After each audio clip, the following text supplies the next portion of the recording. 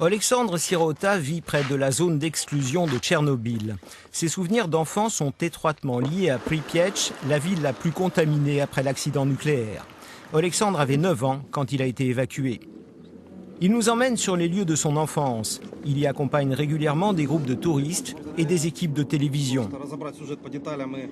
Nous passons avec lui le point de contrôle situé au sud de la zone d'exclusion. Et nous traversons alors une ville fantôme.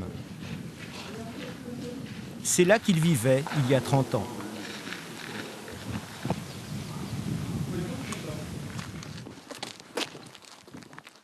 Ici, c'est la place principale de la ville de Pripyat. En face de nous, vous pouvez voir le palais de la culture. En réalité, c'était ma deuxième maison, car ma mère y travaillait. Et ceci est une photo de l'avenue Lénine, où nous nous trouvons actuellement. Elle date de 1985-86, avant l'accident.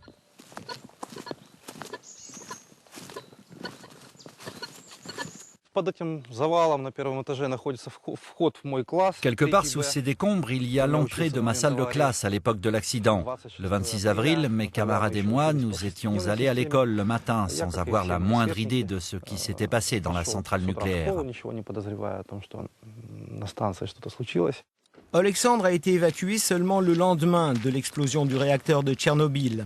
En raison de son exposition aux radiations, il est resté hospitalisé pendant 20 mois. Il nous demande d'être prudent parce que la radioactivité est toujours là. Il nous dit en particulier de ne pas trop approcher de la végétation et de se protéger de la poussière. Le niveau de rayonnement gamma est ici 5 fois supérieur aux standards sanitaires, ce qui ne signifie pas que toute la ville soit touchée de la même façon.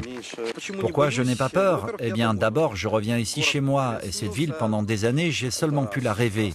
Ensuite, les doses que les habitants de Pripyat ont reçues en 86 ont été tellement élevées que nous n'en recevrons même pas le quart pendant tout le reste de nos vies.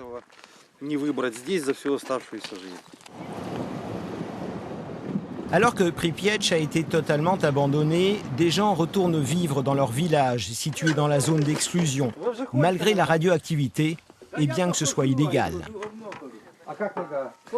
Ivan Semeniuk est l'un des 6 habitants du village de Parishiv, à 7 km de la ville de Tchernobyl. Il est rentré dans son village 2 ans après la catastrophe. Ivan a des poulets et un cochon, il cultive des fruits et des légumes, il les mange, ainsi que des champignons et des baies trouvés dans la forêt.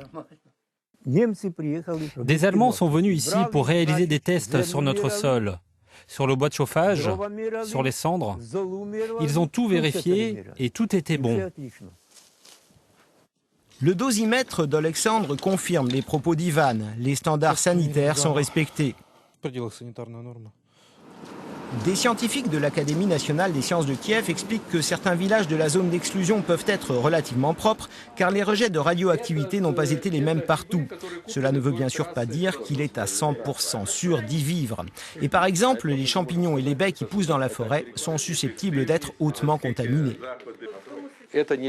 Il est strictement interdit de manger ces produits. Le fer peut affecter non seulement la personne qui les a ingérés, mais aussi les générations suivantes.